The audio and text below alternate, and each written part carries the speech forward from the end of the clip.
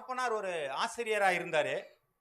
அவர் இந்த ஸ்கூல் விட்டு வந்தோன்னே வீட்டில் கொஞ்ச நேரம் காஃபி குடிச்சிட்டு அப்புறம் என்ன பண்ணுவார், வெளியில் போயிடுவார். இது ரொம்ப நாளைக்கு முன்னாடி இருக்கிற பெரியவர்களுக்கு தெரியும். வந்தாங்கன்னா வீட்டில் காஃபி குடிச்சு என்ன பண்ணுவாங்க, எல்லாரும் வெளியில் போய் எங்கேயாவது நண்பர்களோட உட்காந்து என்ன பண்ணுவாங்க, பேசிட்டு உட்காந்துருப்பாங்க. அதாவது எல்லாருமே ஆசிரியர்களாக இருக்க மாட்டாங்க. அங்கே ஒரு சைக்கிள் கடையில் போய் உட்காந்துக்குவாங்க. அங்கே வந்து உட்காந்து 4-5 பேர் நிறைய பேர் வந்துடுவாங்க. அது வழக்கமாக போய் உட்காந்துக்குவாங்க. உட்காந்துக்கிட்டு நிறையா பேசிக்கிட்டு இருப்பாங்க. புரியுதுங்களா? ஒரு 2 மணி நேரம் பேசுவாங்க, 3 மணி நேரம் பேசுவாங்க. என்ன பேசுவாங்கன்னு என்ன தெரியாதுங்க. எதெல்லாமே பேசணும், அரசியல் பேசுவாங்க, ஊர் காரியங்களை பேசுவாங்க, சமுதாயத்தை பற்றி பேசுவாங்க, தெரியாத ஒரு தாட் ஏதோ தமிழை பற்றி எதையோ ஒரு காரியத்தை என்ன பண்ணுவாங்க. இப்படி பேசும் பொழுது நிறைய காரியங்கள் உங்களுக்கு என்ன செஞ்சுச்சுங்க, தெரிய ஆரம்பிச்சிச்சு. இப்போ அதுக்கெல்லாம் என்ன இல்லைங்க, யாருமே உட்காரத்துக்கு நேரம் இல்லை. எல்லாம் ஒன்று செல்ல தூக்கிட்டு தனியாக போயிடுறோம். வெளியிலேருந்து உள்ள வர்றதுக்கான வாய்ப்புகளை நம்ம கொடுக்காதனால நிறையான அறிவுகள் இல்லை. பட்ட படிப்பு இருக்கு, பட்டறிவு நம்மள்ட்ட இருக்குது, படிக்கிற அறிவு நம்மள்ட்ட இருக்குது. ஆனால் பொதுவான அறிவுகள் நம்மள்ட்ட என்ன செய்யலங்க, நிறைய கிடையாது. இன்னைக்கு மரியாதை என்பதையே நமக்கு என்ன செய்யலங்க, நிறைய பேருக்கு தெரிய மாட்டேங்குது. காரணம் என்ன, அதுல பழக்க அபியாசப்படுத்தல. ஒருத்தர் வந்து வா போன்னு பேசினா கூட இந்த மாதிரி பேசக்கூடாதுன்னு சொல்ற அளவுக்கு கூட நம்மளால என்ன இல்லைங்க, நம்ம பக்குவப்பட மாட்டேங்கிறோம். காரணம் என்ன என்று சொன்னால், அந்த பொது அறிவு நமக்குள்ளே வருவதற்கு நிறைய நம்ம இடம் கொடுக்காத ஒரு காரியம்தான் அப்படி இருக்கிறத பார்க்குறோம். அப்போ நமக்குள்ளே அந்த மாதிரியான காரியங்கள் வராததுனால, அந்த மாதிரியான நேரங்கள் நம்ம கொடுக்காததுனால நம்முடைய வளர்ச்சியில ஒரு பகுதி வளர்கிறது, இன்னொரு பகுதி என்ன செய்யலங்க, வளராமல் போகிறது. இது நான் எடுக்கும் பொழுது நானே கொஞ்சம் சிரமப்பட்டு தான் இந்த வசனங்களை நான் எடுத்தேன். கொஞ்சம் புரியும்படியா இருக்கும், கொஞ்சம் நல்லா நிதானமா இருந்தால் நிச்சயமாக புரிந்து கொள்வீர்கள். அல்லேலூயா. அதை ஏன் சொல்றேன்னா, நானே ரொம்ப கஷ்டப்பட்டேன். இது ஏன் எப்படி கொண்டு போகணும் எனக்கும் தெரியல. வெளி சொல்லி இருக்கிறார் ஆண்டவர், இது எப்படி சொல்வது என்கிறது ஒரு காரியம். காரணம் என்னன்னு சொன்னா, நாம கடவுள் என்கிற ஒரு காரியத்தை ஒரு கேஷுவலா இல்லைங்களா, ஒரு சாதாரணமா எல்லாரும் சாமி கும்பிடுறாங்க, நாங்களும் சாமி கும்பிடுறோம், அப்படி ஒரு இயல்பான வாழ்க்கையை தான் நாம் வாழ்ந்து கொண்டிருக்கிறோம். அதனாலே தேவனை நாம் புரிந்து கொள்வதற்கு நம்மளால என்ன செய்யலங்க, முடியல. அறிமுகப்படுத்தினதும் எப்படி அறிமுகப்படுத்தினாங்க, பிதா குமாரன் பரிசுத்த ஆவியானவர் வருவாரு போவாரு, இப்படி என்ன செஞ்சாங்க, ஒரு கதையா நம்ம சொல்லிட்டு இருந்ததுனால அதை நாம் கதையாகவே நாம் பாவிச்சு நம்ம என்ன செய்யறாங்க, நம்முடைய செயல்பாடுகள் செயல்பட்டு கொண்டு இருக்கிறது. புரியுதா இல்லையாங்க? இதுல ஏதாவது மாற்றம் இருக்குதா? நான் சொல்றது புரியுது இல்லைங்க? கடவுளை ஒரு கேஷுவலா நினைச்சுக்கிட்டு இருக்கிறோம். ஆனா அப்படி நினைக்கக்கூடிய காரியத்துல வேதம் சொல்லவில்லை. இதைத்தான் நான் உங்கள்கிட்ட சொல்ல விரும்புகிறேன். ஏன் அப்படி சொல்ல விரும்புகிறேன்னு சொன்னா, அவர் ஜீவன் உள்ளவர் என்பதை நாம் அதிகமாக உணர்ந்து கொள்ள வேண்டும். ஆமென். அவர் மரித்தும் அடக்கம் பண்ணப்பட்டு உயிர் தெழுந்து இதோ சதா காலங்களிலும் அந்த உயிரோடு இருக்கிற ஒரு ஆண்டவரை நம்ம எப்படியா பார்க்கிறோம். சொல்றது புரியுதுங்களா உங்களுக்கு? உயிரோட ஒரு ஆண்டவர் இருக்கிறாருங்க. இப்ப நம்மலாம் உயிரோட இருக்கும்போது ஒருத்தருக்கு ஒருத்தர் எவ்வளவு ஹானர் பண்ணிக்கிறோம் இல்லைங்களா? ஒருத்தரை பார்த்தா என்ன பண்ணுவோம், ஒரு அட்லீஸ்ட் ஒரு என்ன பண்ணுவோம், ஒரு சிரிப்புனாது என்ன பண்ணுவாங்க, ஆமா ஒரு சிரிச்சுனாது என்ன பண்ணோம், தெரிஞ்சவங்கிறதுக்காக ஒரு சிரிப்புனாது காட்டிக்கிறோம். ஆமே, ஏன்னா நமக்கு அவங்க அறிமுகமானவர் இல்ல, கொஞ்சம் க்ளோஸ்னா ஹாய் பாய் சொல்லிட்டு இருக்கோம் இல்லைங்களாங்க? ஆமே. அப்ப இதெல்லாம் சொல்லிட்டு இருக்கும் பொழுது உயிரோடு இருக்கிற ஒரு ஆண்டவர், நமக்காக மரித்து உயிர் தள்ளப்பட்ட ஒரு ஆண்டவர், என்னுடைய பாவங்களிலிருந்து என்னை விடுதலை ஆக்கினவர், எனக்கு உயர்வை கொடுக்கிறவர், எனக்கு ஆசீர்வாதத்தை கொடுக்கிறவர், என் ஜீவனுள்ள நாளெல்லாம் என்னை தன்னுடைய உள்ளங்கையில வரைந்து வைத்திருக்கிற ஒருவருக்கு என்ன ரெஸ்பான்ஸ் பண்றோம்? நான் புரிகிறதா? நான் சொல்லுகிறது புரிகிறதா? உங்களோட தானே உயிரோட இருக்கிறாரு, அவருக்கு என்ன ரெஸ்பான்ஸ் பண்ணி இருக்கிறோம்? என்ன புரிதல் இருக்கிறது? அவர் ஒருத்தர் இருக்கிறதவே நம்ம என்ன செய்யறாங்க, மைண்ட் செட் வரலையே. அப்ப நம்ம உருவங்களை மட்டுமே நாம் பார்த்து என்ன பண்றாங்க, இன்னைக்கு நாம் மதிப்பீடு செய்கிறோம். உருவமற்ற ஒரு ஆண்டவர் உங்களோடு கூட இருக்கிறார் என்பதை நம்ம என்ன செய்யலங்க, புரிந்து கொள்ளல, அவரை அலட்சியப்படுத்துறோம். அதனாலே நமக்கு ஆசீர்வாத குறைகள் நிறைய இருக்கு. ஒருவேளை நான் நினைக்கலாம், இல்லைங்க எனக்கு நல்ல வசதி எல்லாம் இருக்குதுங்க, எனக்கு நல்ல வீடு இருக்கு, நல்ல கார் இருக்கு, தேவையான பேங்க் பேலன்ஸ் இருக்கு, எல்லாம் இருக்கு, அதனால எனக்கு வந்து கர்த்தர் நல்ல ஆசீர்வதிக்கிறார். தயவு செய்து சொல்றேன், அது கர்த்தர் கொடுத்தது மாத்திரமில்ல, பிசாசும் உங்களுக்கு கொடுக்க வல்லவனாய் இருக்கிறான். அல்லேலூயா. அதுலதான் நாம் நம்பி ஏமாந்துடுறோம். அப்ப எல்லாமே கர்த்தர் கொடுத்த இல்லைங்க, உலகத்தை யார் வச்சிருக்கிறாங்க கையில, பிசாசு வச்சிருக்கிறான், அவன் எல்லாமே கொடுக்க முடியும். ஆனால் இதை நம்ம நம்பி நம்மளுடைய வாழ்க்கையில ஏமாந்துக்கிட்டு ஆண்டவர் தான் கொடுத்தாருங்க, நன்றி ஆண்டவர், நன்றி ஆண்டவர். இல்ல, உங்களை அதை விட்டு விலக்கிட்ட ஆண்டவர். பணத்தை கொடுத்து என்ன செஞ்சுட்டாங்க? விலக்கி வச்சிருக்கிறான். நீங்கள் அதிகமாக பணம் இல்லாமல் இருக்கும்போது கூட ஆண்டவரை தேடுவீங்க. பணம் அதிகமா கையில வந்தா என்ன பண்ண மாட்டீங்க? எல்லாம் இருக்கு, அப்புறம் பார்த்துக்குவோம் ஆண்டவரை. இதைத்தான் ஆண்டவர் செய்ய பிசாசு செய்ய விரும்புகிறான். இதைத்தான் அந்த நாட்கள்ல நாம் தியானிக்க போகிறோம். சங்கீதம் 53 2 3 வசனங்கள் வரை நம் வாசிக்க கேட்கலாம். சங்கீதம் 53 2 3 வசனங்கள் வரை. தேவனை தேடுகிற உணர்வுள்ளவன் உண்டோ என்று பார்க்க தேவன் பரலோகத்திலிருந்து,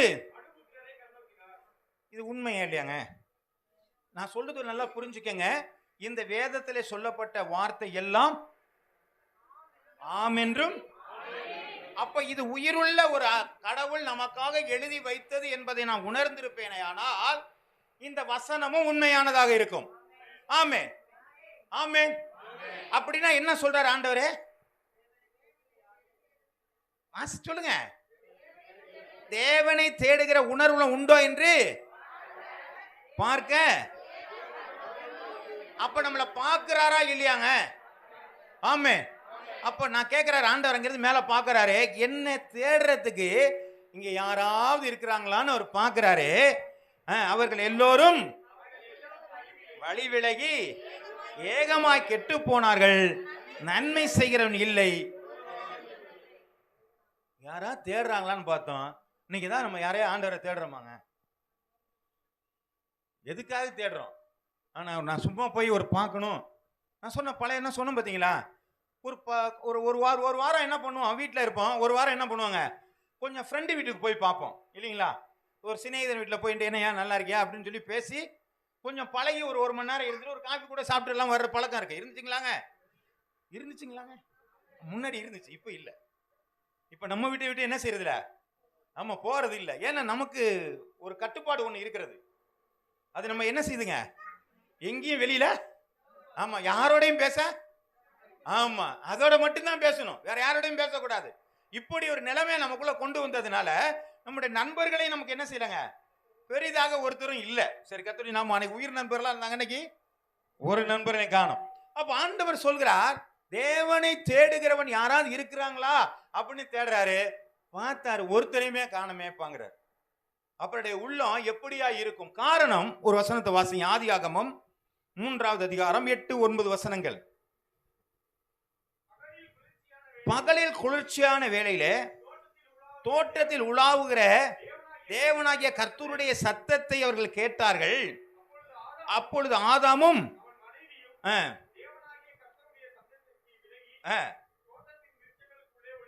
ஒளிந்து கொண்டார்கள். அப்பொழுது தேவனாகிய கர்த்தர் ஆதாமை கூப்பிட்டு, நீ எங்கே இருக்கிறாய்? நான் அல்லேலூயா. அப்போ கடவுள் மனிதனை தேடுகிறாருங்க. ஆமே. இப்ப நம்மள ஆண்டவர் தேடுகிறாரா இல்லையா? முதலையும் அதான் பார்த்தோம் நம்ம இல்லைங்களா? தேவனை தேடுகிற உணர்வு உள்ளவன். அப்ப என்ன தேடி யாராவது வர்றாங்களான்னு அவரு தேடிட்டு திரிகிறாரு நம்மள. ஆனா இங்க என்ன பண்றாரு? ஆண்டவர் மனிதனை தேடி வருகிறார். ஆதாமே நீ எங்க பார்க்கிறாரு? இவன் பயந்து ஓடி என்ன பண்ணிட்டான்? இலைகளுக்குள்ளாக ஒளிந்து கொண்டு இருக்கிறான். இன்னைக்கு அந்த தேவனோடு கூட தொடர்பற்ற ஒரு நிலை தான் நம்ம இடத்துல இருக்கிறதை பார்க்கிறோம். நாம சொல்லலாம் ஜோமெல்லாம் பண்ணிட்டு இருக்கிறாங்கன்னு. தொடர்ந்து நம்ம வாசிக்கும் பொழுது புரியப்படுகிறது. ஆதியாகமம் எழுதின புஸ்தகம் 18வது அதிகாரம் 18வது வசனம். நான் செய்ய போகிறதை ஆபிரகாமுக்கு மறைப்பேன். இந்த ஒரு வார்த்தை மட்டும் எல்லாம் ஞாபகம் வச்சுங்க. ஆபிரகாமை பார்த்து சொல்றார் ஆண்டவரே, நான் என்ன செய்ய போகிறேன்னு உனக்கு என்னென்ன செய்ய போறேன்? மறைப்பேனோ அப்படிங்கிற நல்ல கவனிங்க. ஒரு மனிதனை ஆண்டவர் நேசித்து அவனோடு கூட தான் செய்ய போகிற காரியங்களை அவனுக்கு என்ன செய்யறாருங்க? வெளிப்படுத்துகிறார். யாருக்கு? யாருக்கு வெளிப்படுத்த போட்டிருக்கு? ஆபிரகாமுக்கு மறைப்பேனோ அப்படிங்கிறார். இப்ப நாமெல்லாம் யாருங்க? அப்ப நம் ஆபிரகாமுடைய சந்தேகம் தான் நமக்கு மறைப்பாரா? அப்ப எத்தனை பேர் உங்கள்கிட்ட பேசியிருக்கிறார்? ஆமென். கர்த்தருடைய நாமம் மகிமையோட உங்களை ஆசீர்வதிப்பார். அப்ப என்னோடு கூட ஒருத்தர் கர்த்தர் பேசியிருக்கிறார் என்று சொன்னால் நான் அவரை தேடினது நல்லதான காரியம். ஆமென். நான் இப்ப எதுக்காக நான் அவரை தேடுறேன்னு சொன்னா, நிர்பந்தத்துக்காக நான் தேடுகிறேன். எனக்கு ஒரு பிரச்சனை, இந்த பிரச்சனையை மாத்தி கொடுங்கன்னு மட்டும் நான் தேடுறேன். அது அல்லாதபடிக்கு என்ன செய்யறாங்க, எனக்கு தேவை இருக்கப்பா, எனக்கு வியாதி இருக்கப்பா, எனக்கு பணம் பற்றாக்குறையா இருக்குப்பா, எனக்கு வேலை வேணும்பா, எனக்கு இந்த பொருள் வேணும்பா, இதுக்காக நம்ம என்ன செய்யறாங்க, தேவனை தேடுகிறோம். ஆமென். அப்ப இதுதான் தேடுற காரியம். அப்ப இது யாரு தேடுறா, நம்ம தான் ஆண்டவரை தேடுறோம். ஆனால் ஆண்டவர் தேடும் பொழுது நாம் கிடைக்காத பொழுது நாம் தேடும் பொழுது அவர் கிடைப்பாரா? ஆமென். நம்மளை காட்டின ஒரு சின்னவர் கிடையாது. ஆமென். அப்ப நமக்கு தேவைக்காக மட்டும் அவரை பார்ப்போம், அதுக்கப்புறம் கழட்டி விட்டுருவோம். அப்புறம் அப்படி இல்லைங்க, நம்ம பாவியா இருந்தாலும் நம்மை தேடி வந்து கொண்டு இருக்கிறார். ஆனால் நமக்கு இருக்கிற அந்த அந்த ஹெட்வெயிட் மாதிரி நம்மள்ட்ட ஆண்டவர்கிட்ட இல்லை. அப்படிதான் நம்ம சொல்லணும் இல்லைங்களா? நமக்கு ரொம்ப ஹெட்வெயிட் ஜாஸ்தி. அவரு வருவாரியா, அவருக்கு வேலையத்தவர், எனக்கு எவ்வளவு வேலை இருக்கு தெரியுமா? தேவனை தேடுகிற உணர்வு நம்மள்ட்ட இல்லாததுனால தான் நிறைய ஆசீர்வாதங்கள், நிறைய தேவனோடு கூட இருக்கிற காரியங்கள், அவருடைய மகிமையினுடைய பிரசன்னம், இதெல்லாம் நம்ம உணராம இருக்கிறதுக்கு காரணம் தேவனை தேடாத ஒரு நிலை. வாசிக்கலாம். உபாகமம் எழுதின புஸ்தகம் 4வது அதிகாரம் 7வது வசனம். உபாகமம் 4வது அதிகாரம் 7வது வசனம். நம்முடைய தேவனாகிய கர்த்தரை நாம் தொழுது கொள்ளுகிற போதெல்லாம் அவர் நமக்கு சமீபமாய் இருக்கிறது போல, தேவனை இவ்வளவு சமீபமாய் பெற்றிருக்கிற. இப்ப இந்த வசனம் என்ன சொல்லுதுங்க? நம்முடைய தேவனாகிய கர்த்தரை நாம் தொழுது கொள்ளும் போது, வாசிக்கலாம், நல்லா தைரியம் வாசிக்கலாமே. தொழுது கொள்ளுகிற போதெல்லாம் அவர் நமக்கு சமீபமாய் இருக்கிறது போல.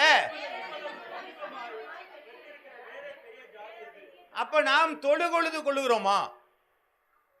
நாம் அவரை தொழுது கொள்ளுகிறோமா? நான் சொல்வது புரிகிறதா? தொழுது கொள்ளுகிறோமா, ஜெபிக்கிறோமா? என்ன, ஜெபிக்கிறோம், தொழுது கொள்ளல. தொழுது கொள்ளுதல் என்பதே வேறு. அது எந்த விதத்திலும் நிர்பந்தம் இல்லாதது. நான் சொல்றது புரியுதுங்களா? எனக்கு கஷ்டம் இல்லை, எனக்கு வேதனை இல்லை, ஒரு பிரச்சனை இல்லை, ஆனா போய் நான் என்ன பண்ணிட்டேன், ஆண்டவர்கிட்ட போய் உட்காந்துக்கிட்டு, ஆண்டவரே சொல்லுங்க ஆண்டவரே பேசாம ஆண்டவர் சமூகத்தில் போய் உட்காந்துருக்கோம் பார்த்தீங்களா? இதுதான் தொழுது கொள்ளுதல். ஆமே. எனக்கு எந்த இதுவும் கிடையாது, எனக்கு எந்த விதமான தேவைகள் கிடையாது, எனக்கு பணம் கஷ்டம் கிடையாது, எனக்கு வியாதியை பத்தி எல்லாம் கவலை, அதெல்லாம் ஒன்றும் கேட்க வரும்ல ஆண்டவரே, சும்மா வந்துட்ட பேசுறதுக்கு வந்து உட்காந்துருக்கிறேன். ஆமேன். இது தொழுது கொள்கிற காரியங்கள். இது நம்மகிட்ட இல்லை. அப்படி நீங்க கேட்டீங்கன்னா அங்க உங்கள்கிட்ட வந்து சமீபமா இருப்பார். காரணம் என்ன? என்னோட பையன் பேச விரும்புறான்னு சொல்லி கிட்ட வந்துருவார். இதை தான் ஆண்டவர் முதல்ல இருந்து சொல்லிட்டு இருக்கிறார். ஒரு என்ன சொல்லக்கூடிய டிமாண்ட் இல்லாம நாம தேவ சமூகத்தில் வந்து உட்கார்றோம் பார்த்தீங்களா? இதுதான் தொழுது கொள்ளுகிற காரியங்கள். இதுல தான் ஆண்டவர் நம்மளோட கூட பேச முடியும். நம்ம அது இல்லாம பாத்தீங்கன்னா ஒரு பெரிய மூட்டையை தூக்கி கொண்டு வந்து வச்சு ஜபிக்கும் பொழுது அவருக்கு இதுதான் கேட்கறதுக்கு நேரமா, இவனுக்கு எப்போ வந்தாலும் எதையாவது ஒரு மூட்டையை தூக்கிட்டு வந்துருவான்னு சொல்லிட்டு என்ன பண்ணாருங்க, அவர் பாட்டு போயிட்டே இருப்பார். ஏன்னு கேட்டா அவருடைய சித்தம் இல்லாம நிறைய பேசிட்டு இருக்கிறோம். நம்ம அவர் சித்தம் இல்லாத நிறைய கேட்டுக்கிட்டு இருக்கிறோம். அதனால வேதம் சொல்லுது, தன்னுடைய சித்தம் இல்லாத கேட்கறது என்ன செய்ய மாட்டாரு அவரு, ஆண்டவர் ஒரு நாள் தர மாட்டாரு. அப்ப அவருக்கு சித்தம் இருக்கா இல்லையான்னு கூட நம்ம கேட்க மாட்டேங்கிறோம், எல்லாத்தையுமே நம்ம கேட்டுக்கிட்டு இருக்கிறோம். ஆமேன். நல்லா புரிந்து கொள்ளுங்கள். தொழுது கொள்ளுதல் வேறு, ஜெபம் வேறு. நாம் ஜெபத்தை மட்டுமே வச்சுக்கிட்டு நான் ஆண்டவர்கிட்ட பேசுறேன், ஆண்டவர்கிட்ட பேசுறேன், ஆண்டவர்கிட்ட பேசுறேன், ஆண்டவர்கிட்ட நீங்க பேசல, நீங்க மட்டும் தான் பேசுறீங்க, ஆண்டவர் உங்களோட கூட பேசல. அதனாலதான் 91 சங்கீதம் 15 அடிக்கடி நான் சொல்லுகிற காரியம், அவன் என்ன நோக்கி கூப்பிடுவான், நான் அவனுக்கு மறு உத்தரவு வரல செய்வேன். அப்ப ஆண்டவர் என்னோடு கூட பேசாத ஒரு காரியம் தொழுது கொள்ளுதல் அல்ல. ஆமே. என்னைக்கு நான் உக்காந்து அமைதியா ஆண்டவர்கிட்ட நான் பேசணும், ஆண்டவர் என்னோடு கூட பேசுகிறாரோ அந்த காரியம் தொழுது கொள்ளுதல். அப்பொழுது உங்களுக்கு நல்ல ஆலோசனைகள் கிடைக்கும், நல்ல ஆசீர்வாதங்கள் கிடைக்கும், நல்ல வழிகாட்டுதல் கிடைக்கும், நல்ல ஞானம் கிடைக்கும். உங்களுடைய தேவைகள், உங்களுடைய குற்றங்கள், உங்களுடைய தவறுகள் எல்லாமே மாற்றப்பட்டு கொண்டிருக்கும். ஆமென். காரணம் என்ன? நிறைய காரியம் நம்மள்ட்ட வந்துட்டு இருக்கு. ஆண்டவர் நிறைய நம்மள்ட்ட பேசிட்டு இருக்கிறார். ஆனால் நாமோ நிறைய கொண்டு போய் பேசிட்டு இருக்கிறதுனால நம்மளால ஒன்றும் செய்ய முடியவில்லை. 2 பேர் ஜெபிக்க போனாங்க. ஒருத்தர் ஜெபிக்கும் பொழுது நிறைய பேசிட்டு இருந்தாரு, ஒருத்தர் நிறைய பேசல, பாவிங்கிற ஒத்துக்கத்து ஒன்னோட நின்றுட்டு இருந்தாரு. அவரோடு கூட ஆண்டவர் பேசுகிறார். அல்லேலூயா. நீங்க தேவ சமூகத்துல எந்த டிமாண்ட் இல்லாம உட்காந்து நீங்க ஆண்டவர்கிட்ட பேசுனீங்கன்னா ஆண்டவர் உங்களுக்கு அநேக ஆலோசனைகளை கொடுக்க வல்லவராக இருக்கிறார். ஆமே. இந்த தொடர்பு இல்லாத நிலைகள் நம்ம மாறணும்னு சொன்னா ஒரு சில காரியங்கள் மட்டும் வரணும். ஆமே. புரியுதுங்களா? நான் சொல்றது புரியுதுங்களா? நமக்கு நேரம் 24 மணி நேரம் நமக்கு என்ன பண்ண மாட்டேதுங்க. ஆமா 10 மணி என்னதான் பண்றோம் நமக்கும் தெரியல. ஆமே. காலம்பரை எந்திரிச்சதுல ராத்திரி வரை நம்ம என்ன பண்றோம்னு தெரியல. நான் ஒரு பழமொழி சொல்லுவாங்க. நாய்க்கு வேலையும் இல்ல. ஆமா. அது நிக்கிறதுக்கு நேரம் இருக்கு. அது பாட்டுக்கே போகும். ஏதோ டங்கு டங்குன்னு இந்த பக்கம் ஓடிட்டு இருக்கோம். எங்கேயோ வேலையா போற மாதிரி ஓடும் திடுன்னு. அப்புறம் திரும்பி விழுந்தடிச்சு இந்த பக்கம் ஓடியாரும். என்ன வேலை கிடையாது. இன்னைக்கு நம்முடைய வேலைகளும் அப்படித்தான் இருக்கிறது. எந்த விதமான ஒண்ணும் இல்லாம நம்ம ஓடிட்டு திரியிறோம். இதுதான் நம்முடைய நேரங்கள் செலவு பண்ணுகிற காரியங்கள்.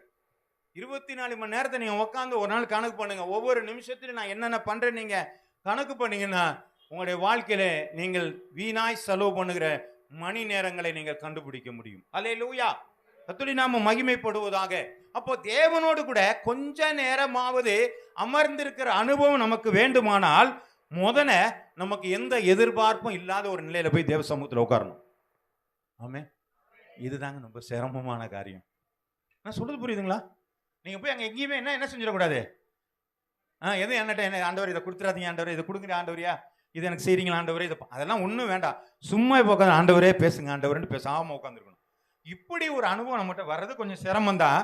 ஆனால் இப்படி உட்காருவீர்களான ஆண்டவர் பேசுவார். வசனத்தை நம்ம எடுத்து வாசிக்கலாம். யாத்ராம் எழுதின புஸ்தகம் 24வது அதிகாரம் 15 to 18 வசனங்கள் வரை.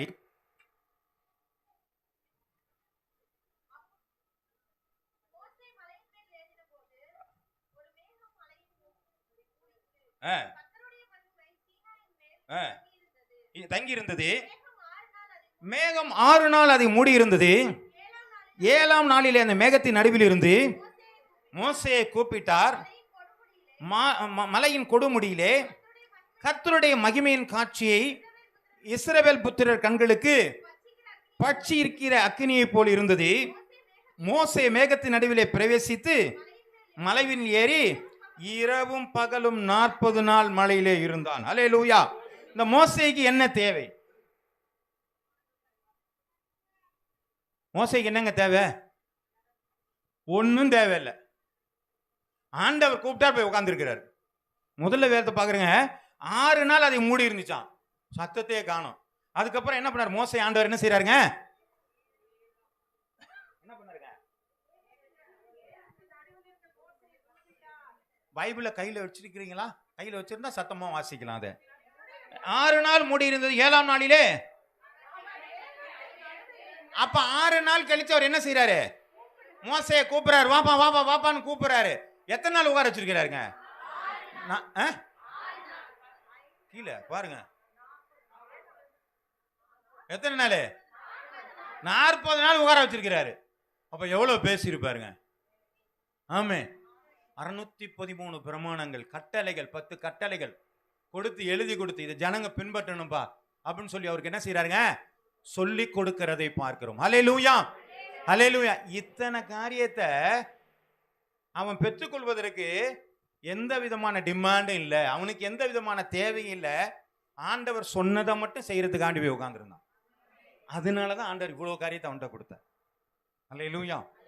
அப்போ நம்முடைய செயல்பாடுகளை அல்லது நம்மகிட்ட இருக்கிற ஒரு வரம் கிரியை செய்யும் சொன்னா நம்ம உட்கார்ந்து இருக்கும் பொழுதுதான் ஆண்டவர் நம்மகிட்ட பேசுப்பா, நீ போய் இந்த காரியத்தை செய்ப்பா, இந்த காரியத்தை நீ போய் பேசுப்பா என்று சொல்லி ஆண்டவர் என்ன பண்ணாருங்க? ஒரு ஏவுதலை நமக்குள்ள என்ன செய்வாருங்க? வேத வாக்கியங்கள்லாம் தேவ ஆவினால் ஏவுதலினாலே எழுப்பப்பட்டன. அவங்க எல்லாம் உட்கார்ந்து இருந்துக்கிறாங்க. ஆண்டவர்கிட்ட போய் உட்கார்ந்து இருக்கிறாங்க. சொல்லுங்கன்னு சொன்ன சொல்ல சொல்ல சொல்ல சொல்ல சொல்ல உட்கார்ந்து என்ன செய்யறாங்க? அப்ப அவங்க ஆண்டவருக்கு நேரம் கொடுத்ததுனாலதான் வேதாகமே எழுதப்பட முடிந்தது. ஆமே. அப்ப நம்ம ஆண்டவருக்கு நேரம் கொடுக்கறனால எதுவுமே எழுத முடியல, எதுவுமே செய்ய முடியல.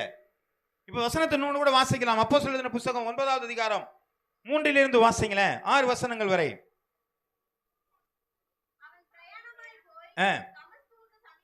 சமீபித்த போது சடுதியிலே பிரகாசித்தது. அவன் தரையிலே விழுந்தான். சவுலே சவுலே, நீ ஏன் என்னை துன்பப்படுத்துகிறாய்? சத்தத்தை கேட்டான். ஆண்டவரே நீ யார் என்றான். அதற்கு கர்த்தர், நீ துன்பப்படுத்துகிற இயேசு நானே என்றார்.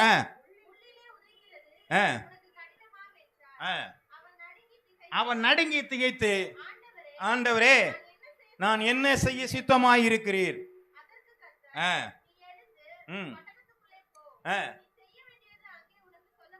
இப்போ ஆண்டவரை பத்தி தெரியாத ஒரு பவுல், கிறிஸ்தவத்திற்கு எதிராக இருந்ததான அந்த பவுல் ஜனங்களை பிடிக்கும்படியாய் போகும் பொழுது ஆண்டவர் அவனை சந்திக்கிறார். கண்கள் குருட்டாட்டம் ஆகிறது, பெரிய வெளிச்சத்தை காண்கிறான். இப்போ உனக்கு ஒன்னும் புரியாம கேட்கிறான், ஆண்டவரே நீ யார் யாது அப்படின்னு கேட்கும்போது, நீ துன்பப்படுத்துகிற இயேசு நான் தான்ப்பா அப்படிங்கிறான். அவன் உடனே சொல்றான், இயேசு என்பதை ஆண்டவர் என்பதை அவன் தெரிந்து கொண்ட பிற்பாடு என்ன செய்யணும்னு கேட்டான். ஆமே. இப்ப நம்ம கடவுளை தெரிஞ்சுக்கிட்டா நம்ம என்ன கேட்கிறோங்க? எனக்கு என்ன தருவீருங்க? ஆமே.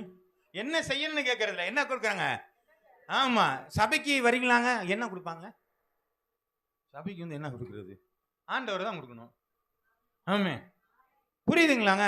நீங்க சபைக்கு வந்தா ஏதாவது ஒண்ணு கிடைச்சிச்சுன்னா பரவாயில்லங்க, ஆண்டவர் தான் கிடைப்பாருங்க. அவரை பிடிச்சிட்டு போனா போதும் எல்லாமே நமக்கு கிடைச்சிடும். இப்ப அவன் என்ன செய்யறான்? என்ன செய்ய சித்தமாக இருக்கிறீர்? கண்ணு தெரியணும் இல்ல வேற ஏதாவது செய்யணும், அதெல்லாம் ஒண்ணும் கேட்கவே இல்லை. என்ன செய்யணும் சொல்லுங்க ஆண்டவரே. ஆமே. இந்த காரியம்தான் நம்ம ஆண்டவரிடத்திலிருந்து வார்த்தைகளை பெற்றுக்கொள்ள முடிகிற காரியம், தனிமைப்படுத்துகிற காரியங்கள். நம்முடைய வாழ்க்கையில நம்ம என்ன பண்றாங்க? ஒரு எதிர்பார்ப்பும் இல்லாமல் ஆண்டவரிடத்துல பேசுற ஒரு காரியம். மார்க் எழுதின புஸ்தகம் 1வது அதிகாரம் 35வது வசனத்தை வாசிங்க.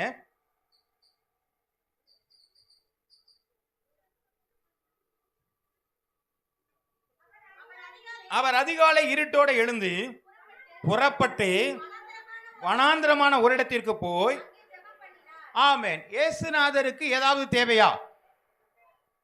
ஒன்னும் தேவையில்லை. இவர் எதுக்கு அதிகாலமா எந்திரிச்சு போய் இருட்டோட உட்கார்ந்து ஜெபம் பண்ணிட்டு இருக்காரு? என்னங்க? பிதாவினுடைய அவருடைய சித்தத்தை அறிகிறதற்கு. அது மாத்திரம் தானா? புரியுதா? யாராவது நான் சொல்றது புரியுதுங்களா? இயேசுநாதர் கடவுள், அவருக்கு ஒன்றும் தேவையில்லை. ஆனா அவரே போய் என்ன பண்றாருங்க? அதிகாலை போய் ஜெபம் பண்ணிட்டு இருக்கிறான்னு சொல்லியிருக்கு. தேவனை தேடுகிறார், அவ்வளவுதான். ஜெபிக்கிறார்கள், தேவனை தேடுகிறார் அதிகாலையில போய், அவ்வளவுதான். ஒன்றும் தேவையில்லையே. அப்ப எதுக்கு அங்க போகணும்? ஒரு சம்பவத்தை உங்களுக்கு ஞாபகப்படுத்துறேன். லாசர் மரித்து போறதுக்கு ஒன்று சிக்காயிட்டான், ரொம்ப சீரியஸ் கண்டிஷனு. சொல்லி அனுப்புறாங்க, சாக போற நிலைமையில இருக்கிறான்னு சொன்னாங்க. ஆண்டவர் என்ன செஞ்சாருங்க? இயேசுநாதர் இன்னும் 4 நாள் என்ன செஞ்சிட்டாருங்க? இன்னும் 4 நாள் தங்கினார். அதுக்கப்புறம் 4 நாள் கழிச்சு என்ன சொன்னாருங்க? வாங்க போகலாம், உன உயிர்த்தெழ போறாரு வாங்க அப்படின்னு சொல்லிட்டாரு. புரியுதுங்களா நான் சொல்றது? அப்போ இந்த 4 நாள் தங்குனது எதுக்கு? 4 நாள் கழிச்சு போனது எதுக்கு? அதுதான் தேவனுடைய திட்டம். அந்த தேவனுடைய திட்டத்தை நிறைவேற்ற அவர் ஆண்டவரோட பேச வேண்டியதா இருந்தது. ஆமென். புரியுதுங்களா நான் சொல்றது? புரியுதுங்களாங்க? எந்த ஒரு காரியத்தை செய்யணும்னாலும் ஆண்டவர் சொல்லாம அவர் செய்ய மாட்டாருங்கிற ஒரு ரோல் மாடல் நம்மகிட்ட கொடுக்கிறார். உடனே உடம்பு சரியில்லைனோடனே லாசர் உடம்பு சரியில்லை ஓடி போயிடல. அவரு ஆண்டவரை கேட்கிறார், என்ன பண்ணலாம்? இல்ல நீ 4 நாள் தங்கு. சரி ஓகே, 4 நாள் தங்கிட்டாச்சு, 4 நாள் கழிச்சு போ. அப்ப ஆண்டவர் போ சொன்னார், போயிடுறாரு. ஆமே. கர்த்தருடைய நாமம் மகிமைப்படுவதாக. இந்த லெசன் ஆண்டவர்கிட்ட தனிமையா இருக்கும் பொழுது தான் பெற்றுக்கொள்ள முடியும். அல்லேலூயா. அந்த தேடுதல் இருக்கும் பொழுது தான் நம்மளால பெற்றுக்கொள்ள முடியும். புரியுதா நான் சொல்றது? கொஞ்சம் புரியுதுங்களா? ஒரு நிர்பந்தம் இருக்கக்கூடாதுங்க, ஒரு கேள்வியும் இருக்கக்கூடாது.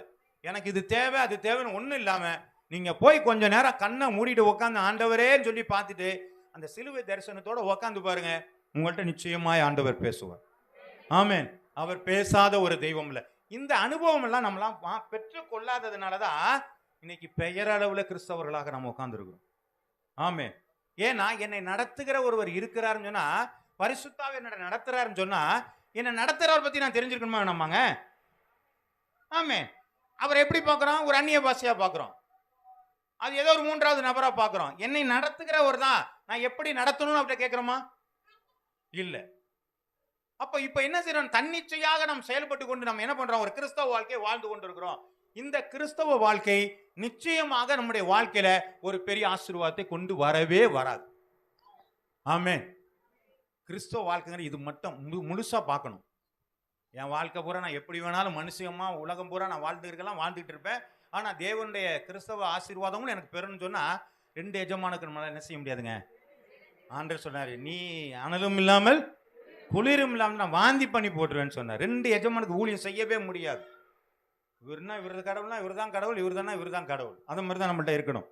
அப்போ முதல் காரியம் நம்மள்ட்ட என்னன்னு சொன்னா, எந்த விதமான தேடுதல், எந்த விதமான நிர்பந்தங்கள் இல்லாமல் தேவனை நாம் தேடும் பொழுது நம்மளோடு கூட ஆண்டவர் இடைப்படுகிறவராக. பிராக்டிஸ் பண்ணி பாருங்க.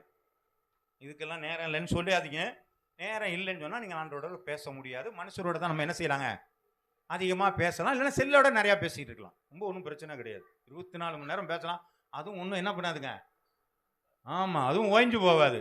நீங்க சார்ஜ் மட்டும் போட்டா போதும், பேசிக்கிட்டே இருக்கலாம். ரெண்டாவது ஒரு காரியம், தேடுவதற்கான ஒரு காலம் நம்மகிட்ட இருக்கணும். ஆமாம், அது ரொம்ப முக்கியமான ஒன்றும். வேணான்னு சொல்லாம தேடுறது காரியம் ஒன்று. ரெண்டாவது, தேடுவதற்கான ஒரு காலம் இருக்கணும். ஆதியாகமம் புத்தகம் 32 22 25. 32 22 25.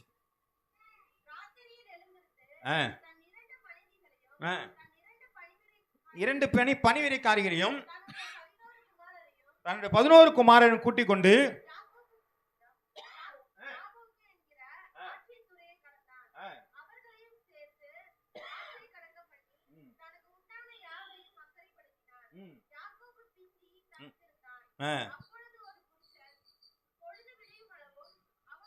இப்ப 2 காரியம் பண்ணிருக்காங்கல்ல பாருங்க. எல்லாத்தையும் என்ன பண்ணிட்டாருங்க, அக்கறைப்படுத்தியாச்சு. எந்த டிஸ்டர்பன்ஸ் இருக்கக்கூடாது. கடைசியில் அவர் என்ன வருதாருங்க, அதுதான் இருக்கணும். ஆமே, எனக்கு ஒண்ணு தேடுதல் இல்ல, ஆண்டவர் மட்டும் தான் நான் தேட போறேன், ஆண்டவர்கிட்ட பேச போறேங்கிற ஒரு காரியம் இருந்தாலும் அது தனிமையான ஒரு காரியமா இருக்க வேண்டும். அல்லேலூயா. நாங்க எல்லாரும் உட்காந்து தேடுவோம் சொல்லிட்டு 3 பேர் உட்காந்து என்ன செய்ய முடியாதுங்க, அதெல்லாம் தேட முடியும். நாங்க சபையாரா தேவனை தேட அப்படிலாம் தேட முடியாது. அவரை தேடனா நீங்க என்ன பண்ணணுங்க, ஆமா, தனித்து உட்காந்தாருனா தான் அவங்களால என்ன பண்ண முடியும், நம்ம பேச முடியும். இன்னைக்கு நிறைய பேர் எதால முடியல, தனித்து என்ன பண்ண முடியல. ஏன் இருக்க முடியல, என்னவா, மொபைலு. ஆமா, எங்க போனாலும் அது கை கொள்ளும். ஏதோ எமர்ஜென்சி வந்துருச்சுன்னா, நீ எமர்ஜென்சி வரும்னாச்சும் வந்து வரதான் செய்யும் இல்லையா. 2 மணி நேரம் ஆண்டவருக்குரியதுங்க அப்படின்னு என்ன பண்ணிடணுங்க, ஆஃப் பண்ணி போட்டுருங்க. அது ஒன்றும் பிரச்சனையே கிடையாது. ஐயா கரெக்டாக செய்வார். பொட்டியிலே போட்டு வந்துருவாரு. இங்கே இருந்தால் கூட ஏதாவது சத்தம் கட்டா கூட எதாவது இருக்குன்னு சொல்லி சொல்றது புரியுதுங்களா. அது எதுக்குன்னு இப்போ நமக்கு ஆண்டவருக்குன்னு ஒரு நேரம் கொடுத்துட்டோம். அப்போ அந்த நேரத்தில் நம்ம என்ன பண்ணுறாங்க, அதையும் தூக்கி கையில் வச்சுட்டு உட்காந்துருக்குறோம். நீங்கள் தனிமைப்படுத்த விரும்பினால் எல்லாத்தையும் ஒதுக்கிடுங்க, எல்லாத்தையும் சுவிட்ச் ஆஃப் பண்ணிடுங்க.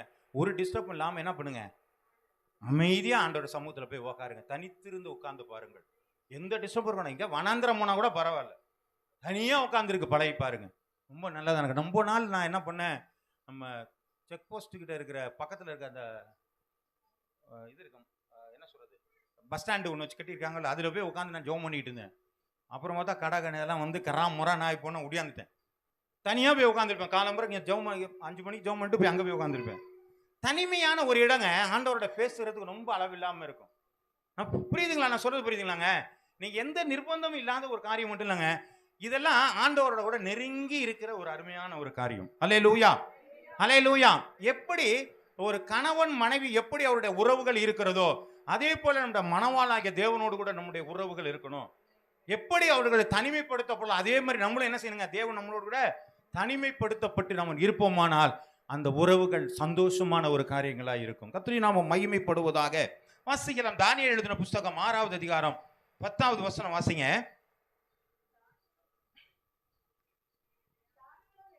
தானியேலோ வென்றால் அந்த பத்திரத்துக்கு கையெழுத்து வைக்கப்பட்டதென்று அறிந்திருந்த போதிலும் தன் வீட்டுக்குள்ளே போய்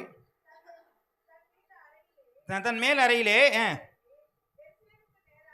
எருசலேமுக்கு நேராக பலகணிகள் திறந்திருக்க அங்கே தான் முன்பு செய்து வந்தபடியே தினமும் 3 வேளையும் தன் தேவனுக்கு முன்பாக முழங்காடு படிட்டு ஜெபம் பண்ணி ஸ்தோத்திரம் செலுத்தினான் என்று சொல்லி பார்க்கிறோம். அல்லேலூயா. தானியேல் வழக்கத்தின்படியாக என்ன செய்யறாருங்க.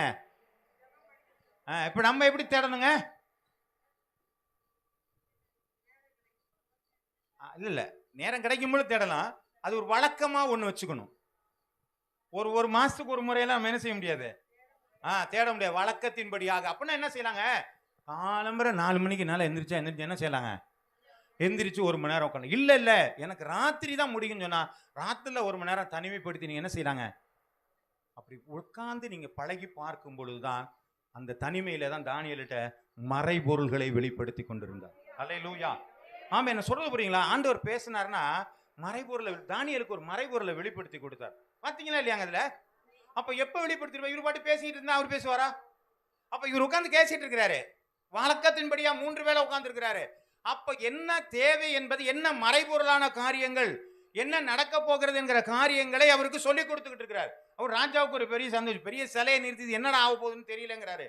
அப்ப அவங்க அந்த மறைபொருளை அவருக்கு வெளிப்படுத்த வேண்டுமானால் மறைபொருளை வெளிப்படுத்துகிறவர் ஆண்டவருக்கே உரியது.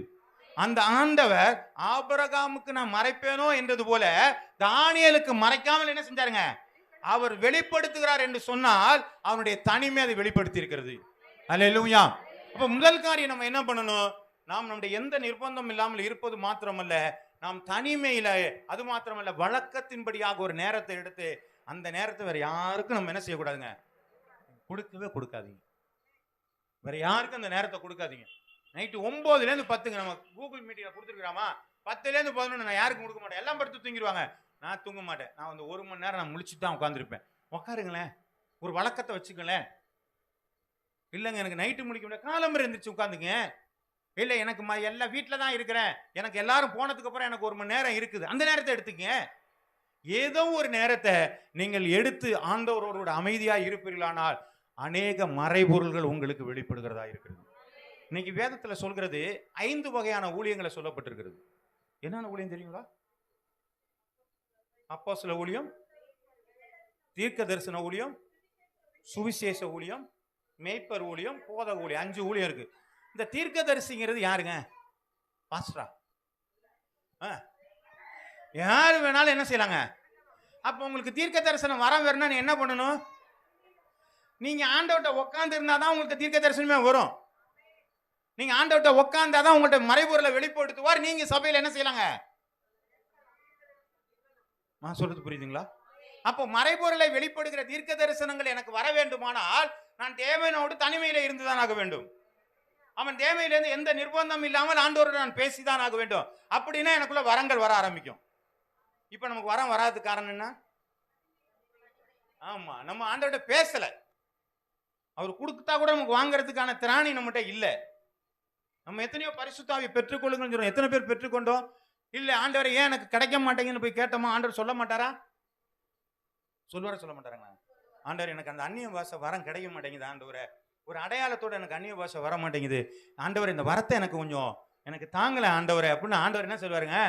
தம்பி நீ இந்த காரியத்தெல்லாம் நீ மாத்தினீன்னா உனக்கு வரம் வரும்னு சொல்லுவாரு சொல்ல மாட்டாருங்க? சொல்லுவாரு. நான் அவர்கிட்ட இடைபட மாட்டேங்கிறேன். ஏன்? கடவுள்கிட்ட போனா கண்டிஷன் ஜாஸ்தியா இருக்கும்.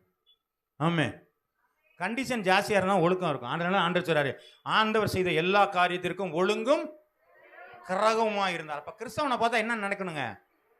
ஒழுங்கு இருக்குன்னு தெரியணும். ஆமே, அப்படியே நம்மளை கொஞ்சம் திரும்பி பார்த்துக்கோ. நம்மளாம் அப்படி இருக்கிறோமா? எல்லாத்திலையும் ஒழுங்கா இருக்கிறோமா? ஆமென். கர்த்தருடைய நாமம் மகிமைப்படுவதாக.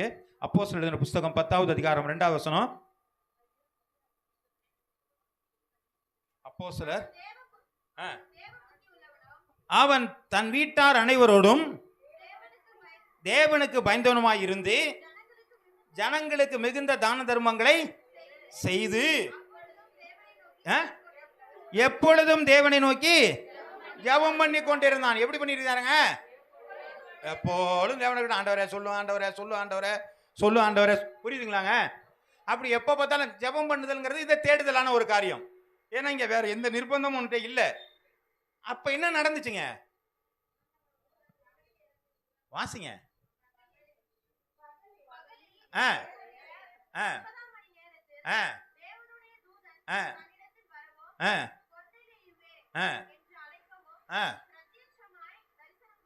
பாருங்க, இவன் என்ன பண்ணாங்க? ஆண்டவர் சமூகத்தில் என்ன பண்ணிருக்கிறாங்க?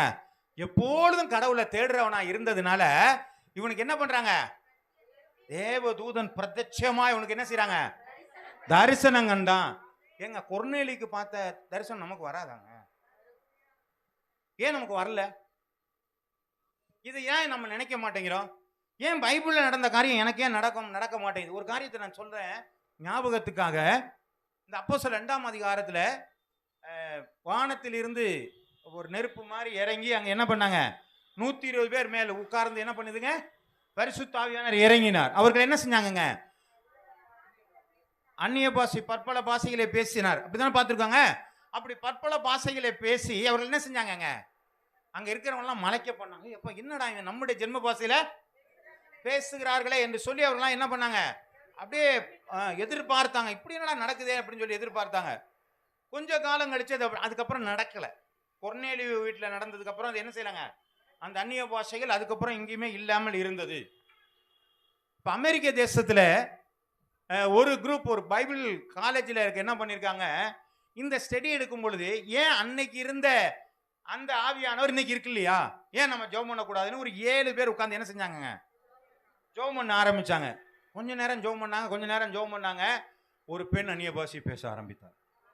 ரொம்ப சந்தோஷமாயிருச்சு. அப்புறம் எல்லாருமே பேச ஆரம்பிச்சாங்க. அப்போ அவர் அந்த அந்த மகள் பேசின வார்த்தையை கேட்கும் பொழுது பார்த்தா அது அந்த அம்மாவுக்கு சம்பந்தம்னா ஈப்ரு பாஷையில பேசிட்டு இருக்கிறாங்க. அங்க வந்து அந்த டீச்சர் என்ன பண்ணார், அவரே மிரண்டுட்டார், என்ன ஈப்ருல இந்த அம்மா பேசுதேன்னு சொல்லிட்டு. அப்புறம் என்ன பண்ணாங்க, கொஞ்ச நாள் கழிச்சு இவங்க என்ன பண்ணாங்க, அமெரிக்காவில் இருக்கிற அசூசா அப்படிங்கிற ஒரு தெருவில் போய் ஒரு வீட்டை வாடகைக்கு எடுத்து அங்க ஒரு நீக்ரோ அவர் என்ன பண்ணாரு, அங்க ஆராதிக்க ஆரம்பித்தார். அவர் ஆராதிக்கும் பொழுது, ஆண்டவர் அன்னைக்கு எங்களுக்கெல்லாம் அந்நிய பாஷை கொடுத்தீங்க, இன்னமும் கொடுங்கன்னு சொல்லி அவர் ஜெபிக்க ஆரம்பித்தார். அவர் மேல் அந்நிய பாஷை இறங்கியது. பற்பல பாஷைகளை பேச ஆரம்பித்தார். அதே மாதிரி ஒரு பெண் பேச ஆரம்பித்தார்கள். அவர்கள் என்ன பண்ணாங்க, பேசினது மாத்திரமல்ல, அவர்களுக்கு ஆர்கன் வாசிக்க தெரியாது. அவங்க ஆர்கனை எடுத்து நல்ல பண்டிட்டு மாதிரி ஆர்கனை வாசிச்சு பாடல்கள் பாடினார்கள். ஆமே. அப்ப நம்ம சொல்லுது, எனக்கு ஆர்கனை வாசிக்க தெரியாது, ஒன்னும் வாசிக்க தெரியாது, ஆவியானவர் எனக்குள்ளே வந்து இந்த காரியத்தை செய்தார் என்று சொல்லி பார்க்கிறோம்.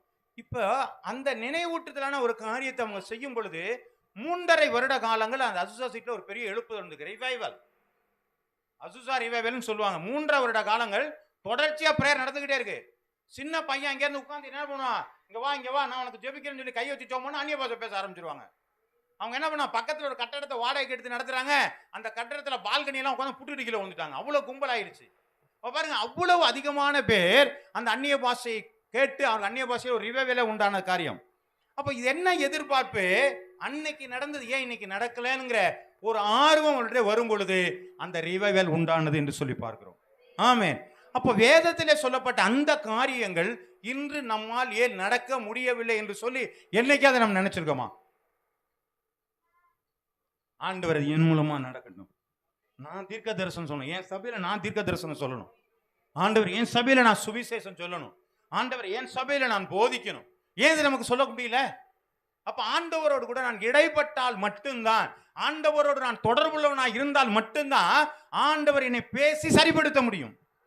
ஆமென். வேற எதுவுமே சரிப்படுத்த முடியாது. நாங்க பிரசங்கம் பண்ணலாம், நீங்க கொஞ்ச நேரம் நிக்கலாம், கேட்கலாம், போய்கிட்டே இருக்கலாம், ஆனா மாற்றங்களை கொடுக்காது. ஆனால் தேவனோடு கூட நீங்கள் பேசுவீர்களானால், உங்களோடு தேவன் பேசுவாரானால் உங்களுக்குள்ளே பெரிய மாற்றங்கள் உண்டாகும். அல்லேலூயா. கர்த்தருடைய நாமம் மகிமைப்படுவதாக. நீங்க இப்படி பழகி பாருங்க. நீ சும்மா கோயிலுக்கு போனோம், நாங்க ஜெபம் பண்ணோம், கிறிஸ்துமஸ் கொண்டாடணும், வந்தோம், அதை பண்ணோம், இதெல்லாம் எந்த விதக்கும் பிரயோஜனம் இல்லை. இது குழந்தையுடைய அனுபவங்களாக தான் நம்மள்ட்ட இருக்கிறத ஒழிய புருஷனான வளர்ச்சிக்கான காரியம் இல்லை. நான் புருஷனான வாழ்க்கையினுடைய வாழ்வில் இருந்தானா எனக்கும் தேவனுக்கும் உள்ள உறவு பலத்ததாக இருக்கும்.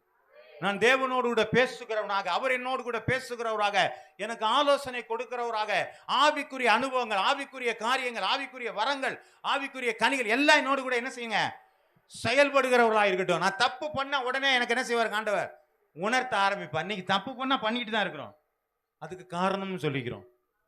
ஆமே. ஆமா, ஆதாம் இருக்கிறது இன்னும் நம்மள்ட்ட என்ன செய்யுதுங்க, ஆமா இருந்துகிட்டே இருக்குது. ஆமே. கர்த்தருடைய நாம மகிமைப்படுவதாக. அது பாம்பு என்ன வஞ்சிச்சிருச்சுங்க, அதே மாதிரி நான் என்னங்க பண்றது, இந்த மாதிரி வந்ததுனால தான் நான் கெட்டு போயிட்டேன், இப்படியெல்லாம் நம்ம சொல்ல முடியாதுங்க. நீங்கள் ஆண்டவரோட இசைவா இருப்பீர்களானால் உங்களை ஆண்டவர் பயன்படுத்த வல்லவராக இருக்கிறார். இன்னைக்கு நிறைய பயன்படுத்தப்படலை. இந்த ஊர்ல எத்தனை பேருங்க போதும், இவ்வளவு பேர் இருக்கிறோம், ஏன் இன்னைக்கு மாற்றங்கள் வரலன்னு சொன்னா நம்மளை பயன்படுத்த ஒப்பு கொடுக்கவே மாட்டேங்கிறாங்க. நம்ம ஏதோ நமக்காக ஜெபம் பண்றோம், நமக்காக வாழ்றோம், நமக்காக போயிட்டு இருக்கிறோம். ஆண்டவர் எனக்கு என்ன பண்ணினாருன்னு நமக்கு தெரியல, ஆண்டவர் எதற்காக அழைச்சார், என்ன என்ன ஆண்டவர் பேசினார் நமக்கு தெரியல. அதனாலதான் நம்முடைய வாழ்க்கையில உயர்வுகள் இல்லாமல் இருக்கிறது. கர்த்தருடைய நாமம் மகிமைப்படுவதாக. இப்போ மூன்றாவது காரியம், முதல் காரியம் நம்ம பார்த்தோம், நான் எந்த விதமான டிமாண்ட் இல்லாம என்ன செய்யணுங்க, நான் ஆண்டவரை பார்க்கணும். ரெண்டாவது காரியம், நான் வழக்கத்தின்படியாக தனிமையான ஒரு இடத்துல எந்த விதமான டிஸ்டர்ப் இல்லாம நான் ஆண்டவரை பார்க்கணும். மூணாவது ஒரு காரியம், அங்க தேவன் மட்டுமே பேசணும். ஆமே, நம்ம என்ன செய்யக்கூடாதுங்க? பேசவே கூடாது. 1 ராஜாக்கள் 19வது அதிகாரம் 11 இருந்து 13வது வசனம். 1 ராஜாக்கள் 19 11 இருந்து 13. அப்பொழுது அவர், நீ வெளியே வந்து கர்த்தருக்கு முன்பாக பர்வதத்தில் நில் என்றார். அப்பொழுது இதோ கர்த்தர் கடந்து போனார்.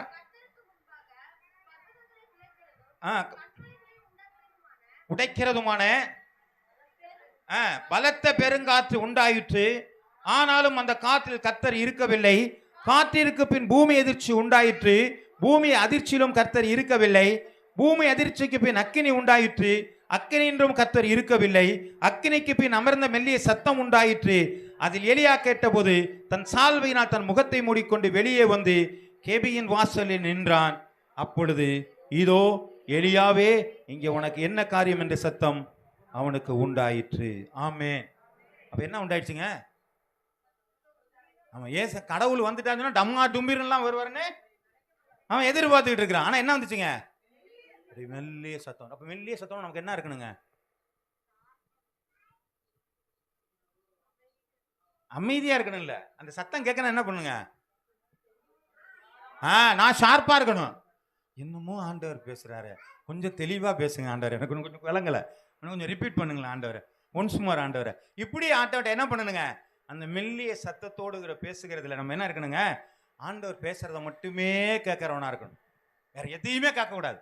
ஆண்டவர் மட்டும் பேசட்டும். நீங்க கேளுங்க. வசனத்தை வாசிங்க. யாத்திராகமம் 34வது அதிகாரம் 35வது வசனத்தை வாசிங்க.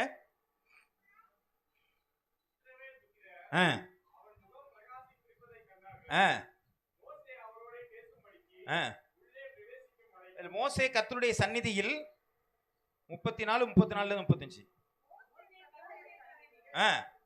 அவரோட பேசும்படிக்கு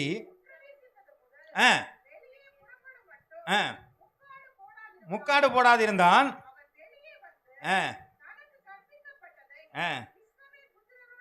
சொல்லும் பொழுது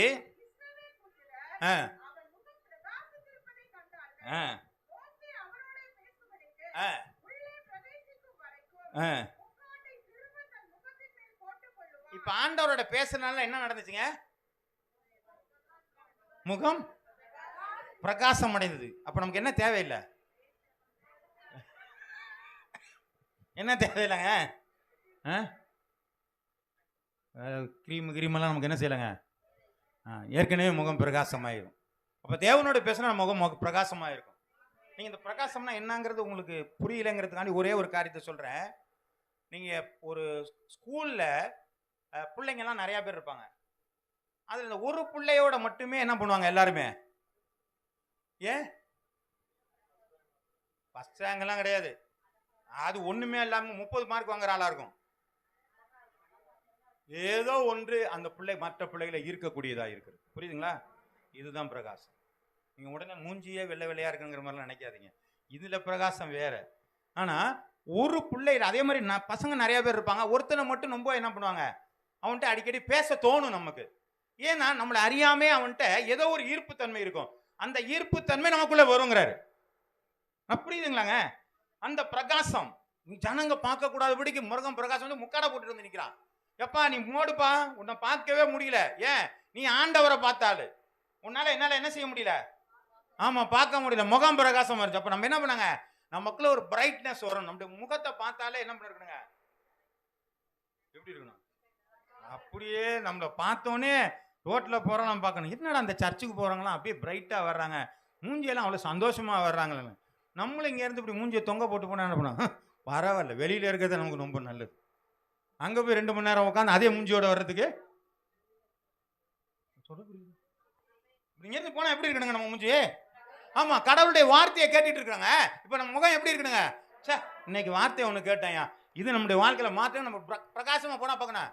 அப்ப அவங்க வார்த்தை மினிமம் மாதிரி வர்றாங்களே, ஏதோ ஒன்று நடக்குதியான்னு தெரியும். புரியுதுங்களா?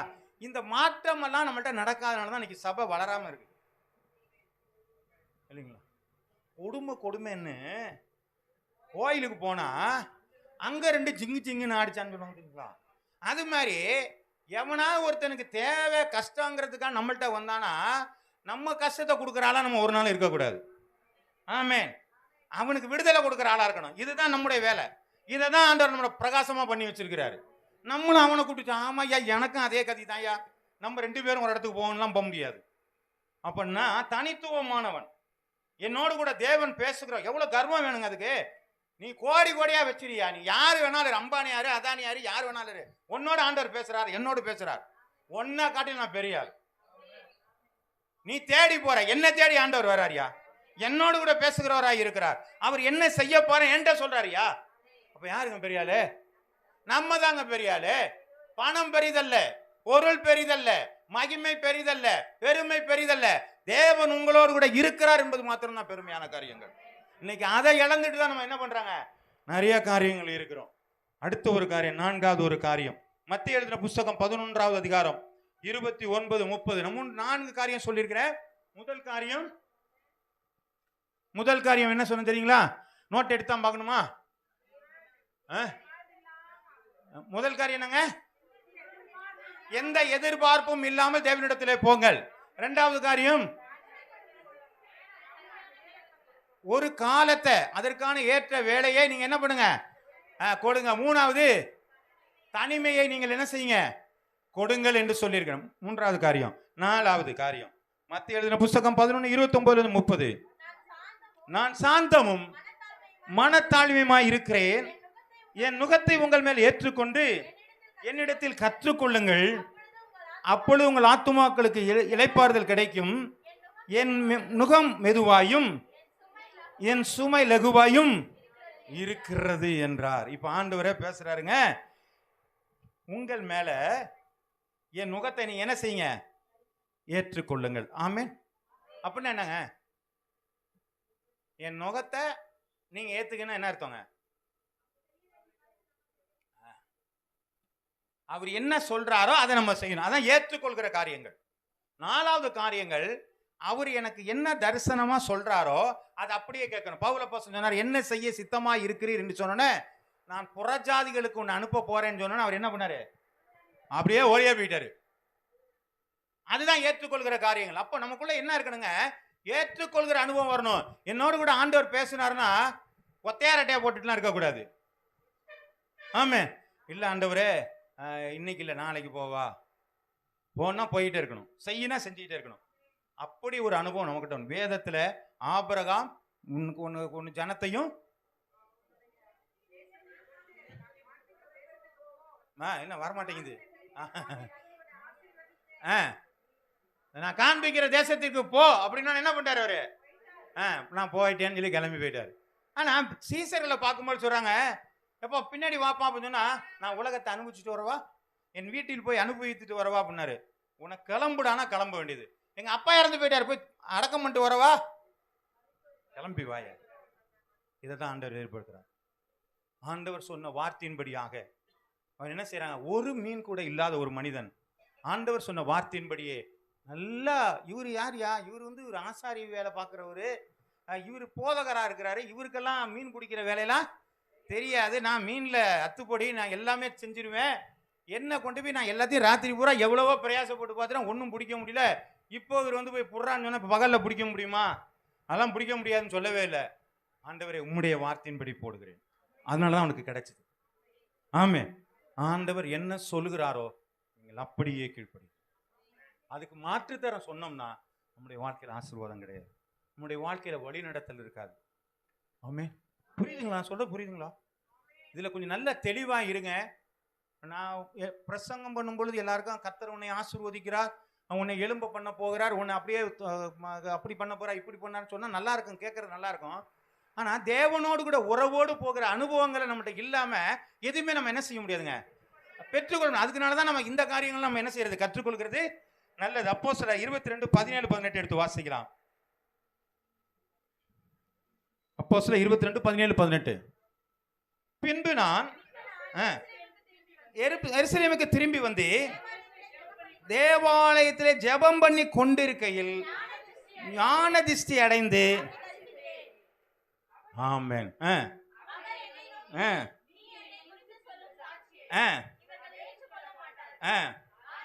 ஆ, நீ தாமதம் பண்ணாமல் சீக்கிரமா எருசலேமை விட்டு புறட்டு போங்கிறாரு. அவர் என்ன பண்ணாரு? போய் அங்க போய் ஜெபம் பண்ணிட்டு இருக்கிறாரு. அப்படின்னா என்ன அர்த்தம்? ஆண்டவரோட பேசிட்டு இருக்கிறாரு. ஞான திஷ்டி வந்துருச்சு. நான் சொல்றது புரியுதுங்களாங்க? இதெல்லாம் நமக்கு வருமா வராதாங்க? ஆமா, தேவதூதனை பார்க்கலாம், ஞான திஷ்டி அடையலாம், அப்புறம் என்னங்க இருக்கு, தரிசனம் பார்க்கலாம். இதெல்லாம் ஆண்டவரோட கூட இசைவாக நாம் இருக்குமானால் இந்த காரியங்கள்லாம் நமக்கு நடக்கும். அப்ப ஆண்டவர் சொல்றாரு, ஞான திஷ்டி அடைந்து நீ போப்பா, புறப்பட்டு போப்பான்டாரு. ரைட், போயிட்டாரு. பாடு. இன்னைக்கு அவ்வளோ நாடுகளை அவனால சந்திக்க முடிந்திருங்க. காரணம், ஆண்டவர் சொன்ன காரியத்தை அப்படியே நிறைவேற்றினார். ஆனா நாம ஆண்டவருக்குன்னு ஏதாவது ஒண்ணு நகர்த்திட்டோமா அப்படின்னு கொஞ்சம் யோசிச்சு பாருங்க. என்னத்தை செய்தோம் நாம் ஆண்டவருக்கு? ஆண்டவர் நிறைய காரியங்கள் சொல்லிட்டா, இதை செய்ப்பா, அதை செய்ப்பா, இப்படி பண்ணுப்பா, அப்படி பண்ணுப்பான்னு நிறைய ஆலோசனை கொடுக்குறாரு. நாம எத்தனை பண்ணி கொண்டு இருக்கிறோம்? எண்ணி பாருங்க, உட்காந்து கொஞ்சம் யோசிச்சு பாருங்க. தனிமையில இந்த வார்த்தையை கொஞ்ச நேரம் நீங்கள் நினைத்து பாருங்க. முதலாவதாக உங்களை தனிமைப்படுத்திக் கொள்ளுங்கள். எந்த விதமான நிர்பந்தமும் இல்லாதபடிக்கு, ஆண்டவரே நீங்கள் பேசுங்க, நாங்க கேட்கிறோம்னு சொல்லி நீங்க உட்கார்ந்து பாருங்க. உங்களுடைய வாழ்க்கையில அந்த தேவன் நிச்சயமாகவே பேசுவார். சொன்னவர் உண்மை உள்ளவராயிருக்கிறார். ஆமே, அது ஒரு நாள் நடக்காம இருக்காது. ஞான திஷ்டி அடைந்தான், மறைபொருள்களை தெரிந்து கொண்டான், தீர்க்க தரிசனங்களை சொன்னான். எப்படிங்க? அவர் ஆண்டவர் பேச பேச கேட்க கேட்க அவர்கள் தீர்க்க தரிசி எழுதினார்கள். ஏசாயா அப்படி எழுதினாரு, எரேமியா எப்படி எழுதினாரு. ஆண்டவர் பேசதானே கேட்டார். இவங்க போய் நின்று என்ன சொல்ல ஆண்டவர் நான் கேட்டுட்டு இருந்தாரு. எரேமியா, எசேக்கியேல், தானியேல், ஓசியா, ஆமோஸ் எல்லாம் என்ன சொன்னாருங்க?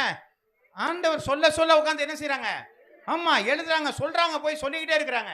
அப்ப ஆண்டவர் இருந்து ரிசீவ் பண்ணுகிற அனுபவம் தான் ஆண்டவருடைய நம்முடைய தொழுது கொள்கிறதான நேரம். நான் தொழுது கொள்கிறேன்னு சொன்னா நான் எந்த விதமான டிஸ்டர்ப் இல்லாம ஆண்டவரும் நானும் மட்டும்தான் இருக்கிறோம் அப்படிங்கிற ஒரு நிலை வரும் பொழுது அநேக அற்புதங்களை நம்முடைய வாழ்க்கையில காண முடியும். அநேகருக்கு இது ஆச்சரியமா தான் இருக்கும். வாசிக்கலாம். யோவான் எழுதின புஸ்தகம் 15வது அதிகாரம் 14 இருந்து 15.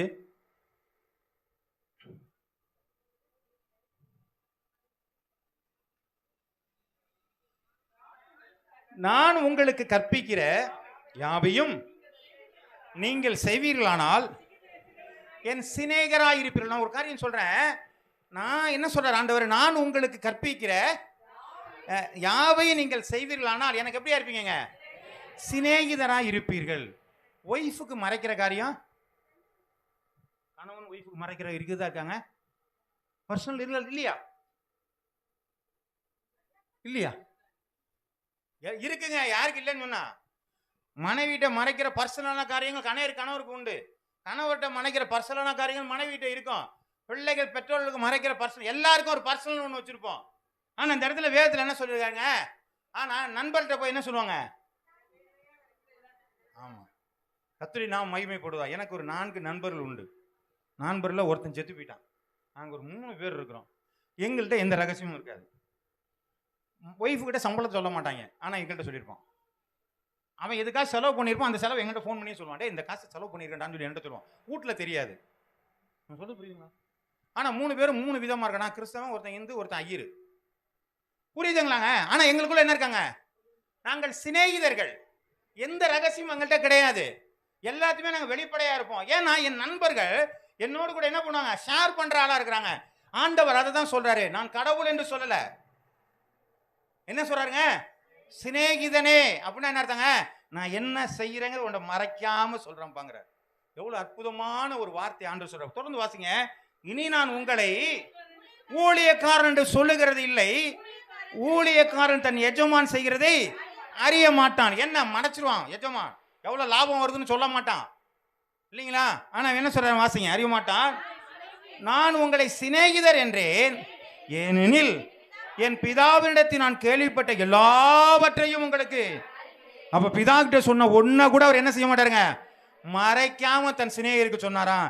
அப்ப பிதா வெளிப்படுத்துற காரியங்கள் எல்லாம் உங்களுக்கு தெரிய வேண்டுமானால் நீங்கள் இயேசுவுக்கு சிநேகிதராயிருங்கள். அல்லேலூயா. நீங்கள் சிநேகிதராய் இருக்க வேண்டுமானால் உங்களை தனிமைப்படுத்திக் கொள்ளுங்கள். எந்த விதமான நிர்பந்தம் இல்லாமல் தேவ சமூகத்தில் அமர்ந்து பாருங்கள். அதை வழக்கமாக்கி கொள்ளுங்கள். அவர் சொல்லுகிறதை அப்படியே நீங்கள் ஏற்றுக்கொள்ளுங்கள். உங்களுடைய வாழ்க்கையில இயேசு சிநேகிதனாய் இருப்பார். அல்லேலூயா. எவ்வளவு பெரிய பாக்கியம் தெரியுங்களாங்க? யோசிச்சு பாருங்க. கடவுள் எனக்கு ஃப்ரெண்டுன்னு சொல்றது எவ்வளவு ஒரு அருமையான ஒரு காரியம். எது ஆண்டவர் சொன்னாலும் என்கிட்ட சொல்லாமல் செய்ய மாட்டாருப்பா. எங்கள் வீட்டில் ஒரு பிரச்சனைனா ஆண்டவர் என்கிட்ட சொல்லிட்டு தான் செய்வார். ஆமே, நம்ம அப்படி ஒரு பழக்கம் நம்மகிட்ட இருந்துச்சுன்னா நம்ம வீட்டில் என்ன பண்ணாங்க, நிறைய பிரச்சனை சால்வ் ஆயிரும் இல்லையா? அதனால தான் சிநேகிதராக இருக்க சொல்லியிருக்கிறாரு. நம்ம அது இல்லாதனால தான் நம்ம கஷ்டப்பட்டு இருக்கிறோம். ஆமே ஆமே. சரி, வாசிக்கலாம். யாத்திராம் புஸ்தகம் 33:11. ஒருவன் 33:11. ஒருவன் சிநேகிதனோட பேசுவது போல கர்த்தர் மோசையோட முகமுகமாய் பேசினார். ஹல்லேலூயா. மோசே எப்படி பேசினாருங்க? அங்க வாங்க, முகமுகமாலாம் கிடையாது, சிநேகிதம் போல பேசி இருக்கிறாருங்க. அவ எப்படி பாருங்க, 40 நாள் உட்கார்ந்துருக்காரு. எவ்வளவு நேரம் போயிருக்கோம், பயப்பட்டு உட்கார்ந்துருப்பாருங்க. நீங்க யோசிச்சு பாருங்க, எப்படி உட்காந்துருப்பாரு 40 நாள். இவர் அங்க உட்காந்துருப்பாரு, இவர் இங்கிட்டு உட்காந்துருப்பாரு. அப்படிதானங்க? ஆண்டவரை சொல்லுங்க, ஆண்டவரை எப்பா இதெல்லாம் எழுதிருவியா? அந்த எழுதிட்டு ஆண்டவரை ஒன்று திருப்பி ஒரு வாட்டி சொல்லுங்க. இப்படி தானே பேசிட்டு இருந்திருப்பாங்க. 613 பிரமாணங்களை உட்காந்து எழுதுங்க, சொல்லுங்க ஆண்டவரை. இப்படி நல்ல முகமுகமாய் சிநேகிதரை போல. இந்த அனுபவம் கடவுளுக்கும் நமக்கும் இருந்துச்சுன்னா நம்ம வாழ்க்கையில எவ்வளவு ஆசீர்வாதங்க. இதை அனுபவிக்கிறதாங்க கிறிஸ்தவன். ஆமே, இதை நீங்க அனுபவிக்காம போனீங்கன்னா உங்கள் வாழ்க்கையில இருக்கிற ஆசீர்வாதத்துல ஏதோ ஒன்றை இழந்து விட்டீர்கள். ஆமே, இன்னைக்கு கிறிஸ்தவம் என்று சொல்கிறது வெறும் சடங்காச்சார காரியங்கள் அல்ல. அதனால சொல்றாங்க, மனுஷனுடைய கற்பனைகளை இன்றைக்கு உபதேசங்களாய் போதித்து எனக்கு வீணாய் ஆராதனை செய்கிறார்கள். நீங்க ஒரு வாட்டி ஜெபிக்கிறது நல்லதுதான். நீங்க 4 வாட்டி ஜெபிக்கிறத காட்டிலும் ஒரு வாட்டி டான்ஸ் ஆடுறது நல்லதெல்லாம் சொல்லி எல்லாம் கேட்க வேண்டாங்க. வேதம் அப்படிதான் சொல்லுது. கர்த்தருடைய நாமம் மகிமைப்படுவதாக. இயேசு கிறிஸ்து எல்லா பாவங்களையும் நீக்கிட்டார். நீ இப்ப செஞ்சது, நேத்து செஞ்சது, முந்தா நாள் செஞ்சது, நாளைக்கு செய்ய போறது எல்லாத்தையும் இயேசு கிறிஸ்து ரத்தம் சகல பாவங்களை நீக்கி சுத்திகரித்தது. இப்படி ஒரு டயலாக்கை கொண்டு வந்து கொடுத்தாங்கன்னா இல்லைங்க. ஆண்டவருடைய காரியங்கள் ஆண்டவர் நமக்கு வெளிப்படுத்துகிறவர்களா இருக்கட்டும். சிநேகிதனை போல நமக்கு பேசுகிறார். இன்னைக்கு உலக மனுஷர்கள் உங்களை எப்படியாவிலும் தங்கள் பக்கம் இழுக்கும்படியாக அநேக காரியங்களை செய்து கொண்டிருக்கிறார்கள். இது பிசாசும் ஒளியினுடைய தூதனை என்ன செய்றாங்க, ஒளியினுடைய வேஷத்தை தரித்திருக்கிறார்களே. இன்னைக்கு ஒளியை போல, நமக்கு ஒரு நல்ல போதகரை போல அல்லது நல்ல ஒரு செய்தியாளரை போல இன்னைக்கு பேசி நம்மளை வழி விலக பண்ண பிசாசானும் நிறைய காரியங்களை பண்ணிட்டு இருக்கிறாங்க. நீங்கள் நிறையா ஆண்டவரிடத்திலிருந்து நீங்கள் கற்றுக்கொள்ள பிரயாசப்பட வேண்டுமானால் உங்களை தனிமைப்படுத்திக் கொள்ளுங்கள், வழக்கமாக்கி கொள்ளுங்கள். ஒரு நிர்பந்தம் இல்லாமல் ஆண்டவருடைய சமூகத்தில் உட்கார்ந்து பேசும் ஆண்டவரை அடியேன் கேட்கிறேன் என்று சொல்லி நீங்கள் அமர்வீர்களானால் கர்த்தர் உங்களோடு கூட சிநேகிதரை போல பேச வல்லவராக இருக்கிறார். ஆமே, இது எத்தனை பேர் இதை வாஞ்சிக்கிறீங்க? அப்படியே கண்களை மூடி இந்த வெள்ளை சோம் பண்ணுவோமா? ஹல்லேலூயா, ஹல்லேலூயா.